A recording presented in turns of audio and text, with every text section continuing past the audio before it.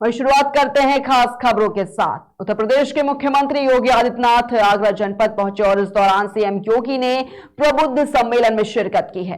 CM ने 488 करोड़ रुपए की 88 परियोजनाओं का शिलान्यास किया है और आपको बता दें कि जनसभा को भी सीएम योगी आदित्यनाथ ने आज संबोधित किया है।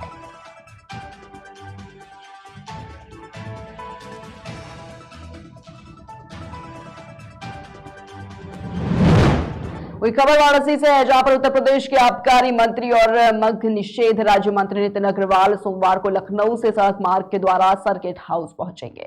इसके बाद वाराणसी मंडल के आबकारी विभाग के अधिकारियों के साथ समीक्षा बैठक भी करेंगे। वही बैठक के बाद मंत्री नितिन अग्रवाल बीएचयू परिसर में आयोजित काशी तमिल संगम कार्यक्रम में मुख्य अतिथि के रूप में भाग लेंगे और यहां से देर काशी विश्वनाथ मंदिर में दर्शन पूजन करने के बाद रात्रि विश्राम सर्किट हाउस में ही करेंगे। मैं आपको बता दें कि मंत्री पूर्वाहन जयप्रकाश नगर सिगरा में श्री राम कथा में मुख्य अतिथि होंगे। इसके बाद वहां बाबतपुर स्थित लाल बहादुर शास्त्री अंतर्राष्ट्रीय एयरपोर्ट से नई दिल्ली के लिए प्रस्थान करेंगे। देखिए, माननीय प्रधानमंत्री जी ने जो काशी तमिल संगमम का जो उद्घाटन किया था, उसी उपलक्ष्य में आज मैं यहाँ पे आया हूँ उस कार्यक्रम में, और साथ ही साथ अपने मंडल की समीक्षा बैठक भी यहाँ पे करूँगा। ये जो कार्यक्रम चल रहा है, ये उत्तर भारत और दक्षिण भारत के एक संगम का जो शुरुआत प्रधानमंत्री जी की प्रेरणा से हुई है, ये समझता हूँ कि एक ऐतिहासिक क्षण भी है, एक ऐतिहासिक मोमेंट भी है। और जो पुराने जी कल्चर्स हैं, जिन कल्चर्स को काशी की धरती पे एक दोनों का संगम हो रहा है और बहुत ही प्राचीन सभ्यताएं हैं, चाहे वो दक्षिण भारत की हों चाहे वो काशी की हों, तो दोनों सभ्यताओं का जो आज मिलन हो रहा है उस कार्यक्रम के माध्यम से, ये एक बहुत ही बड़ी बात है। और इसी कार्यक्रम में आज मैं उसको अटेंड करने के लिए, आज शामिल होने के लिए आज यहाँ पे उपस्थित आया हूँ। शराब नीति की जो बात अगर मैं कहूँ, दिल्ली की शराब नीति के बारे में आप सभी जानते हैं किस तरीके से वहाँ पे बड़े स्तर पे घोटाला किया गया और उसमें जांच भी चल रही है, कई लोग जेल भी गए हैं। उत्तर प्रदेश की शराब नीति के बारे में अगर मैं आपको बताऊं तो हम देश में सबसे ज्यादा राजस्व अगर कहीं आ रहा है वो उत्तर प्रदेश में आ रहा है, और हमारी जो नीति एक्साइज पॉलिसी है, उस पॉलिसी को तमाम प्रदेशों ने भी अपनाया है। तो मैं कहूंगा कि आज देश में सबसे ज्यादा राजस्व देने वाला अगर कोई प्रदेश है तो वो उत्तर प्रदेश है, जिस एक्साइज पॉलिसी के कारण आज हम करीब, जो लक्ष्य है हमारा, करीब 42,000 करोड़ से ज्यादा का राजस्व का लक्ष्य मनाते हैं हर साल।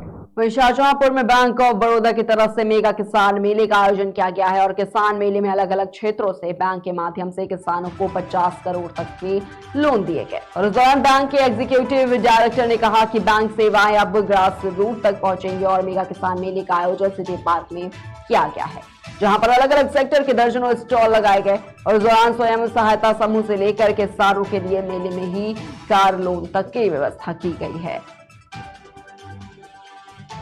मनाते हैं हर साल, और इसी पखवाड़े में 15 दिन का हम किसानों के साथ एक जुड़ाव का कार्यक्रम रखते हैं, जहाँ पे ऋण मेला, कृषि ऋण के जो डिसबर्समेंट होती है या सैंक्शन करते हैं वो हम डिस्ट्रीब्यूट करते हैं, वो स्वीकृति पत्र वगैरह या अमाउंट जो भी सैंक्शन होता है वो डिस्ट्रीब्यूट करते हैं। उसके अलावा भी हम काफ़ी सारे कैंप लगाते हैं, गाँव में जाके चौपाले करते हैं, विभिन्न तरह की जो तकनीक है, जो अब नए तकनीक आ रहे हैं उसके बारे में अवगत करवाते हैं, पशु पालन के बारे में वेटरनरी इंस्टीट्यूट्स को इन्वॉल्व करके, सॉइल टेस्टिंग लैब्स को इन्वॉल्व करके, यहाँ पे मेरे ख्याल से शाहजहांपुर में गन्ना अनुसंधान का एक इंस्टीट्यूट है, उनको भी हमने इन्वॉल्व किया हुआ है। तो कृषि के क्षेत्र में जितने भी इंस्टीट्यूट्स हैं, जो भी कृषक को जरूरत होती है जिन सारी चीजों के बारे में, उन सब के बारे में जानकारी हम जाके मुहैया करवा सकें। उनके जितने उत्पाद हैं, काफी सारे अभी अलग अलग उत्पाद आ गए हैं, सरकार की तरफ से भी काफी सारे स्कीम्स आए हैं, तो वो सब स्कीमों के बारे में अभी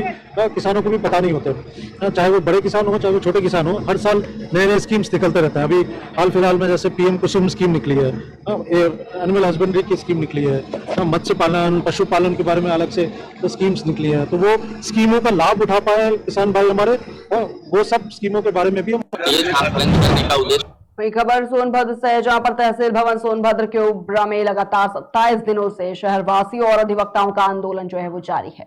वही आंदोलनकारियों की मांग है कि मुख्यमंत्री के आदेश अनुसार तहसील भवन उसी जगह बनाया जाए जहां पर मुख्यमंत्री योगी आदित्यनाथ ने घोषणा की है। और इस मांग को लेकर लगातार आंदोलनरत लोगों ने जमकर नारेबाजी की और आरोप लगाया कि राजस्व विभाग और कुछ राजनीतिक लोगों का संरक्षण प्राप्त भूमाफियाओं के मिलीभगत से शासन आदेश का उल्लंघन करते हुए उन्हें तथाकथित भूस्वामियों की जमीन पर तहसील भवन बनवाने का षड्यंत्र जो है वो रचा जा रहा है। इसकी शिकायत लखनऊ जाकर मुख्यमंत्री योगी आदित्यनाथ से की जाएगी। वहीं आपको बता दें कि मुख्यमंत्री के आदेश के अनुसार ओबरा तहसील ओबरा शहर में ही बनवाने का आदेश जारी किया गया है। इसकी कॉपी भी सभी मीडिया कर्मियों को प्रेस कॉन्फ्रेंस कर उपलब्ध करवाई गई है। प्रेस कॉन्फ्रेंस करने का उद्देश्य यह रहा है कि 27 दिन तक धरना प्रदर्शन पर अधिवक्ता और समाज सेवी बैठे हुए हैं, लेकिन 27 दिन के बाद भी आज शासन और प्रशासन पर किसी तरीके की कोई प्रतिक्रिया नहीं नजर आ रही है। जबकि माननीय मुख्यमंत्री जी 4 सितंबर 2020 को 4 सितंबर 2020 को ओबरा के नया तहसील के सृजन के लिए घोषणा किया और तहसील के सृजन का हेडक्वार्टर दिल्ली मारसुंडी के लिए सुनिश्चित कर दिया। लेकिन कुछ स्वार्थी तत्व जो भू माफिया और राजनीतिक दबाव बना करके तत्कालीन राजस्व अधिकारी को लोभ लालच का, इन्होंने क्या किया कि जब भूमि का चयन होने की स्थिति आई तो इन लोगों ने इस जमीन को माननीय मुख्यमंत्री के आदेश के बिल्कुल विपरीत इसको कोटा राजस्व गांव में लक्ष्मण नगर में स्थित करने का प्लान बना लिया इन लोगों ने, जिसकी जानकारी हम लोगों को होने के बाद हम लोग माननीय आयुक्त महोदय से मिले। आयुक्त महोदय ने जिलाधिकारी को दिशा निर्देश दिया कि आप मौके का स्थलीय निरीक्षण कर लीजिए और स्थलीय निरीक्षण करने के बाद ही उचित कार्रवाई कीजिएगा। जब एसडीएम साहब और तहसीलदार साहब मौके पर गए तो वो ब्लास्टिंग एरिया जोन के तहत है, वहां पर 20-25 ब्लास्टिंग प्रतिदिन होते हैं और उन्होंने ये भी आकलन किया कि जो पत्थर उड़ेंगे ब्लास्टिंग के वो सीधे तहसील की बिल्डिंग पर आएगा। मानव के लिए हितकर नहीं होगा, वादकारियों के लिए हितकर नहीं होगा, अधिवक्ताओं के लिए हितकर नहीं होगा, समाज सेवियों के लिए हितकर नहीं होगा। फिर भी जो लक्ष्मण नगर में अंकित भूलेख है उसको निरस्तीकरण करने का कोई रास्ता नहीं ढूंढ रहे हैं। हमारा कथन यह है यह धरना प्रदर्शन हमारा तब तक चलता रहेगा जब तक लक्ष्मण नगर में जो अभिलिखित खतौनी है उसको आप निरस्त नहीं करा देंगे तब तक यह हम लोग का अनशन धरना चलता रहेगा। चाहे इसके लिए बहुत अच्छा जन समर्थन। खबर सोनभद्र से है, जहां पर इटावा में शिवपाल सिंह यादव की सुरक्षा कम करने को लेकर प्रसपा प्रदेश अध्यक्ष आदित्य यादव ने बयान दिया है। सुरक्षा कम करने का सीधा यही मतलब है कि बीजेपी के अंदर इस चुनाव को लेकर कहीं ना कहीं डर है। बहुत अच्छा जन समर्थन है। आपने देखा होगा आज हम लोग बसरेहर के ब्लॉक में हैं और इस बसरेहर ने हमेशा ही समर्थन दिया है और आज भी हम लोग अभी जो गंगापुरा की मीटिंग है तो उस मीटिंग में आए और बुजुर्ग से लेके नौजवान, महिला, सभी वर्ग के लोगों का बहुत बड़ा समर्थन हम लोगों को मिल रहा है और निश्चित ही ये हम लोगों की जीत भी कहीं ना कहीं और सुनिश्चित और बड़ी करता है। कम करने का तो यही सीधा मतलब है, कहीं ना कहीं उनको डर है, एक बदमाशी सी है भारतीय जनता पार्टी के अंदर इस चुनाव को लेके। पहले तो उन्हें लगा था कहीं ना कहीं चुनाव जीतेंगे, लेकिन जिस तरीके से समाजवादी पार्टी राष्ट्रीय अध्यक्ष आदरणीय अखिलेश यादव जी और माननीय शिवपाल सिंह यादव जी का एक साथ इस प्रचार में आना हुआ है तो उससे जो जोश है लोगों में, उत्साह है जितने भी वोटरों में, उसको देखते हुए मुझे लगता है ये भारतीय जनता पार्टी अपने जितने भी हथकंडे हैं सरकार द्वारा उसको अपनाएगी, उसका उपयोग करेगी और निश्चित ही ये सारी चीजें हम लोगों को पहले से इनका आभास था तो हम लोगों को कोई आश्चर्य करने वाली बात नहीं है। जनता पार्टी ज्वाइन कर ली है और ये योगी के मंच पर वहां पर सदस्यता ले ली है तो उनकी कहीं ना कहीं नाराजगी, क्या लगता है क्या नाराजगी थी जिसको लेकर के वो आपको छोड़? देखिए, नाराजगी किसी की कोई ऐसी नहीं थी, वो लोग मन से समाजवादी थे हैं और आगे भी रहेंगे और काफी काम किया है, चाहे वो आप जिला अध्यक्ष की बात कर रहे हो या इसी बसरेहर जहां हम खड़े हैं यहाँ के जो ब्लॉक प्रमुख है उनकी बात कर रहे हो। देखिए, उनके ऊपर, सभी के ऊपर इस सरकार द्वारा एक दबाव है, वो दबाव रहता है और ठीक है, अगर दबाव नहीं भी है मैं इतना कहूंगा हर आदमी को छूट है अपनी आगे राजनीति। वही खबर लखनऊ से, जहां पर अयोध्या रोड पर लखनऊ बहराइच बस में भीषण आग लग गई और फायर ब्रिगेड टीम और बीबीडी पुलिस ने मौके पर पहुंचकर आग पर काबू पाने की कोशिश की। सभी बस सवार लोगों को सुरक्षित बाहर निकाला गया। वहीं कड़ी मशक्कत के बाद दमकल कर्मियों ने आग पर काबू पाया। पुलिस की सक्रियता से एक बड़ा हादसा टला। वही मामला लखनऊ के बीबीडी थाना क्षेत्र का है।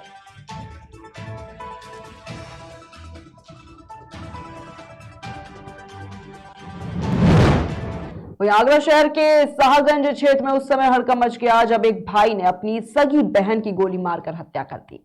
आपको बता दें कि दोनों भाई बहनों में पारिवारिक संबंध भी अच्छे नहीं थे।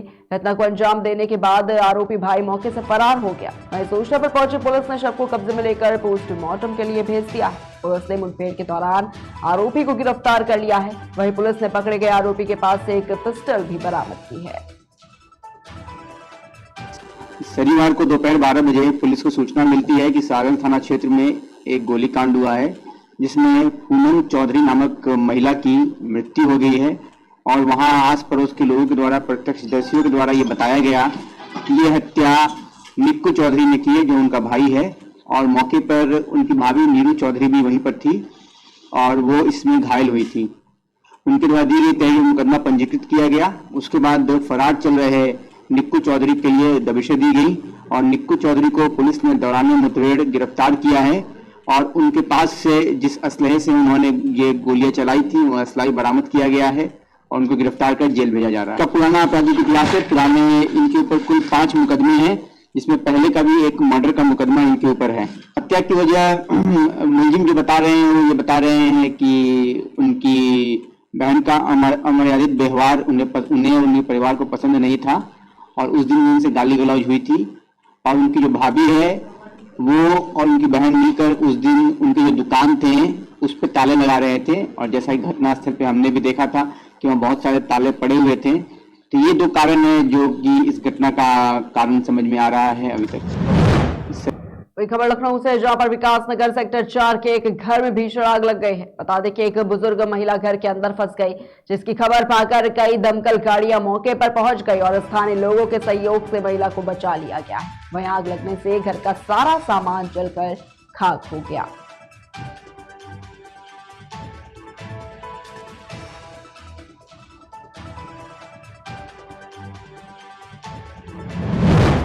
वहीं खबर लखीमपुर खीरी के उचौलिया थाना क्षेत्र से, जहां police IG range Lucknow Lakshmi Singh को उद्घाटन करना था और तैयारियां भी पूरी हो चुकी थी। लेकिन बीती रात आईजी रेंज लखनऊ का तबादला नोएडा होने से जिले के सभी कार्यक्रम रद्द कर दिए गए हैं। तो वहीं उचौलिया थाने का उद्घाटन अब खीरी एसपी संजीव सुमन करेंगे।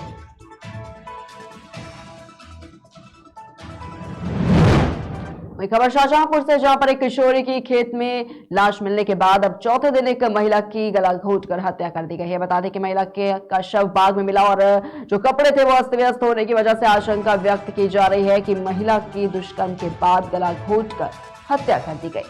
और इलाके में किशोरी और महिला की हत्या के बाद से दहशत का माहौल है। वहीं पुलिस किसी भी घटना का अभी तक खुलासा नहीं कर पाई है। ये पूरा मामला थाना जलालाबाद क्षेत्र के सरैया गांव का है। हम लोग गए थे आलू भरने पहले, तो मम्मी ने कही लकड़ी उठा ला है, तो वहाँ पे गई। फिर पता नहीं क्या हो गया, वहाँ पे कोई बैठा होगा तो उनने पकड़ लिया। फिर ढूंढा, फिर मिली नहीं। फिर सबको बुलाया, फिर मिली। गई तो साहब बेहोन पर, अब उन्होंने चोर खींच ले गए। अब उनकी गुदी सब बंदी थी, अब कपड़ों मुंह में घुसो थे। अब सब ऊपर सब कपड़ा आते उनके, ब्लाउज सब खुले थे। गुदी जब बंदी थी 2 फंदा लगे थे, अब मुंह में कपड़ा आते उनके, तो भर के चले आए। फिर उन्हें पट्टा में अपने ताल लगाए। हमारी देवरानी लकड़ियां बीनन गई थी, लकड़ियां बीन के एक बोझ डारी गई, दूसरा बोझ उठाने गई तो बांधते पर चोर खींच ले गए बाग में को। वहाँ बेइज्जती करी, बेइज्जती करके पाल निकाल ले, ठोड़ निकाल लो, मारी डाल दो, फांसी लगाई दे, मुंह में कपड़ा घोसी दो। कपड़े पहने रहे, बेइज्जती कर ले, कपड़े अब आगे कपड़े भी नहीं था। और उसके बाद में जब देखा कि घर पे नहीं आया तो कुल टाइम हो गया है, तो ढूंढते पूरा गांव धार पर आता, ढूंढते तो 7 बजे मिली जाए लाश बाग में। जी पानी लगाने गई थी आलू में, भाई भी गया था मेरा और भाभी भी गई थी और 2 बच्चे गए थे। पानी लगा के इनने लकड़ी बीनी, लकड़ी बीनी के इनने दद्दे को नाले के पास, भाई चला गया दूसरे खेत में, तार लगाने के बांध ले चलिए, पता नहीं कौन खींच ले गया इन्हें बाग में इनके खींच के इनकी गर्दन दबाई दी और उनके साथ आप लोगों को कैसे मिली, क्या हुआ? हम लोगों ने बहुत तलाश किया, ढूंढा बाग में, पूरे गांव ने ढूंढा समझो। तो हम लोगों ने देखा तो मरी पड़ी थी। हम लोग गए थे आलू वही खबर उत्तर प्रदेश के बहराइच से है, जहां पर बड़े पैमाने पर आईपीएस अफसरों के तबादले किए गए हैं। बता दें कि लगभग 16 आईपीएस अधिकारियों का ट्रांसफर कर दिया गया है। बनारस, आगरा, नोएडा, गाजियाबाद, प्रयागराज में नए पुलिस कमिश्नरों की तैनाती जो है वो की गई है। तो बताते चले तो बहराइच के नए एसपी प्रशांत वर्मा और एसएसपी केशव कुमार चौधरी को पुलिस उपायुक्त जो है वो बनाया गया है।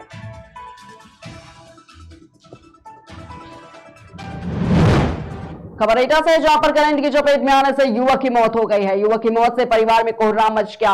वही घटना की सूचना पर पहुंची पुलिस ने शव को कब्जे में लेकर पोस्टमार्टम के लिए भेज दिया है।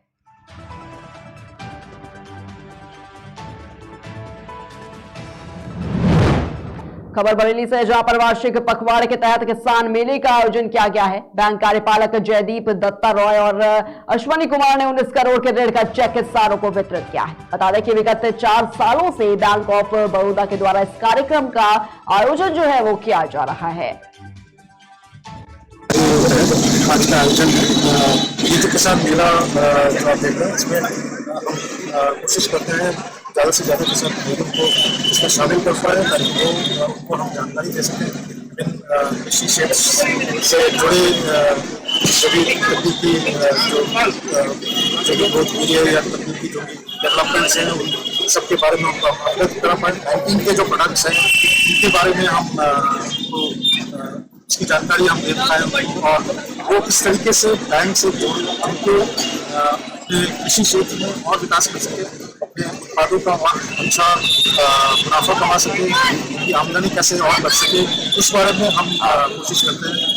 और इस टीचर ने बताया 175 करोड़ रुपये की फंडिंग इस पखवाड़े के अंतर्गत पश्चिमी उत्तर प्रदेश अंचल में किया गया है। मेरठ नाम है इस अंचल का, बरेली हेडक्वार्टर है हमारा, और इसमें हमारी 7 रीजन आती है पश्चिमी उत्तर प्रदेश की, और 175 करोड़ रुपये फंडिंग किया है।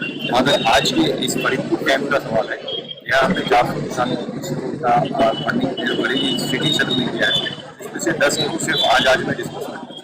तो दरअसल बरेली अंचल में ये हमारा प्रोग्राम है। अभी यहाँ के बाद हम जा रहे हैं शाहजहांपुर, यहाँ इससे थोड़े बड़े स्तर पे हमने कैंप आयोजित करेंगे।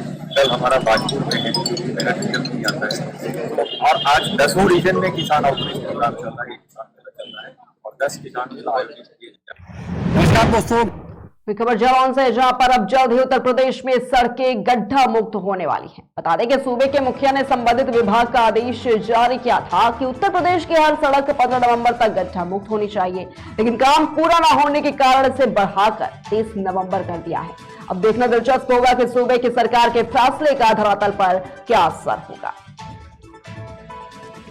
नमस्कार दोस्तों, गुड मॉर्निंग, सुप्रभात। मैं आपका अपना देवेश। गड्ढा मुक्त सड़क का सच हम लेकर फिर से हाजिर हुए हैं आपके पास। जनपद जालौन के विभिन्न स्थानों पर आज भी ऐसी सड़कें हैं जहां पर गड्ढे ही गड्ढे हैं, सड़क का नाम और निशान नहीं है। अगर है तो विभाग लीपापोती में लगा। हालांकि उत्तर प्रदेश सरकार ने बाकायदा एक व्हिप जारी किया है और एक आदेश जारी करके कहा गया है कि 15 नवंबर तक सारी सड़कें गड्ढा मुक्त होनी चाहिए। 15 नवंबर का समय बीत चुका है, हालांकि इसको बढ़ाकर 30 नवंबर तक कर दिया गया। और उत्तर प्रदेश सरकार ने एक पोर्टल भी जारी किया है जिस पर उन्होंने साफ कहा है कि जिसको भी जहां लगे कि गड्ढा मुक्त सड़क नहीं है, ये सड़कों पर गड्ढे हैं, वो वहाँ की फोटो खींच के उस पर अपलोड कर सकता है, अपनी शिकायत दर्ज करा सकता है। उसकी शिकायत का 1 हफ्ते के अंदर निराकरण किया जाएगा। और अभी तक सड़कें गड्ढा मुक्त नहीं हुई हैं।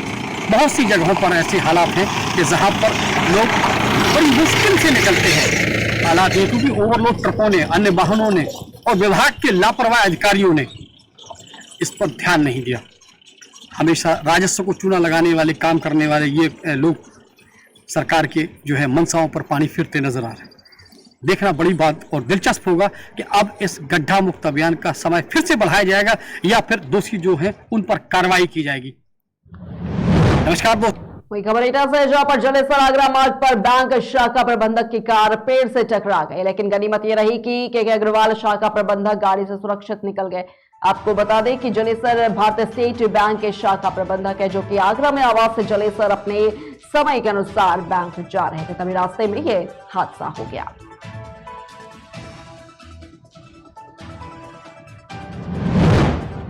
फिलहाल की खबरों में इतना है। रुकते एक छोटे से ब्रेक के लिए, जल्द हाजिर होंगे।